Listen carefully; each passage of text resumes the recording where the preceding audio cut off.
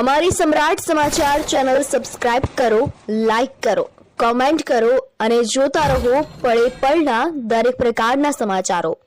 રાજ્યપાલ આચાર્ય દેવવ્રતજી આજે ભાવનગર જિલ્લાના તળાજા તાલુકાના બેલા ગામે પ્રાકૃતિક કૃષિ પરિસંવાદને લઈને મુલાકાતે પધાર્યા હતા। રાજ્યપાલ તેમની નિયમિત મુલાકાત દરમિયાન ગામમાં ગામ લોકો સાથે ખાટલા બેઠક કરી રાત્રિ સભાનું આયોજન કરે છે।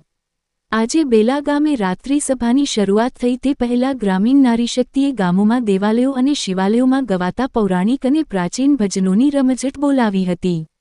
રાજ્યપાલ સહિતના મહાનુભાવો આ પ્રાચીન અને આધ્યાત્મિક ભાવ ભજનો સાંભળીને ભાવવિભોર થયા હતા। કૃષિ મંત્રી જીતુભાઈ વાઘાણીએ બેલા ગામની ગ્રામીણ મહિલાઓને ગ્રામસભાની શરૂઆતમાં જ પોતાના કંઠે ગવાતા અને કંઠસ્થ ભજનોની રજૂઆત કરવા માટે આહ્વાન કર્યું હતું, જેને ગ્રામીણ નારીશક્તિએ ઉઠાવીને રાધેશ્યામ શ્યામ શ્યામ, રાધેશ્યામ શ્યામ શ્યામ નામના ભજનોથી ભજનમાં દિવ્યતા ભેળવી હતી। કૃષિ મંત્રીએ ગામમાં લાજ કાઢવાની પ્રથા ઓછી થઈ ગઈ છે, તેને જોઈએ આ ગામ પ્રગતિ તરફ છે અને ખરા અર્થમાં નારી સશક્તિકરણ થઈ રહ્યું છે તેમ જણાવ્યું હતું। આ અવસરે તળાજાના ધારાસભ્ય ગૌતમભાઈ ચૌહાણ, કલેક્ટર ડોક્ટર મનીષ બંસલ, જિલ્લા વિકાસ અધિકારી હનુલ ચૌધરી અને ગ્રામજનો મોટી સંખ્યામાં ઉપસ્થિત રહ્યા હતા।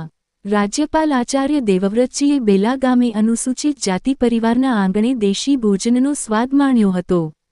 રાજ્યપાલ આચાર્ય દેવવ્રતજીએ તળાજા તાલુકાના બેલા ગામે અનુસૂચિત જાતિ પરિવારના કેશુભાઈ પીઠાભાઈ પડાયાના નિવાસસ્થાને જઈને તેમના પરિવારજનો સાથે અત્યંત સાદગીપૂર્વક ભોજન ગ્રહણ કર્યું હતું, તેમજ પરિજનો સાથે વડીલ સહજ સંવાદ કર્યો હતો।